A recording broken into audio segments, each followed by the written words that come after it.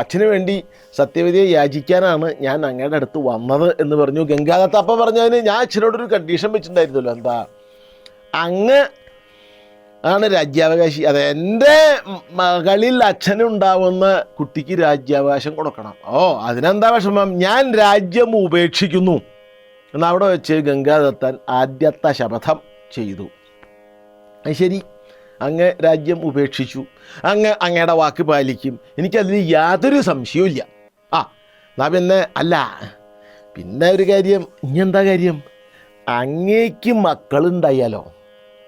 അവർ രാജ്യത്തിന് അത്ര പറഞ്ഞുള്ളൂ അയാൾ. അങ്ങേക്ക് മക്കളുണ്ടായാലോ? അപ്പം മറ്റേ ഗംഗാദത്തിന് സംഗതി മനസ്സിലായി. അവർ രാജ്യത്തിന് അവകാശവാദം ഉന്നയിച്ചാൽ ഭീഷ്മർ അങ്ങയോട് ഗംഗാദത്തിനോട് യുദ്ധം വെട്ടി ജയിക്കാൻ ആർക്കും പറ്റില്ല. അങ്ങേക്ക് മക്കളുണ്ടായാലോ? ശരി, ഞാൻ ഈ ജന്മം ബ്രഹ്മചാരിയായി ജീവിക്കും. മക്കളില്ലെങ്കിലും ഞാൻ സ്വർഗത്തിൽ ഉയർന്ന ലോകങ്ങൾ നേടും.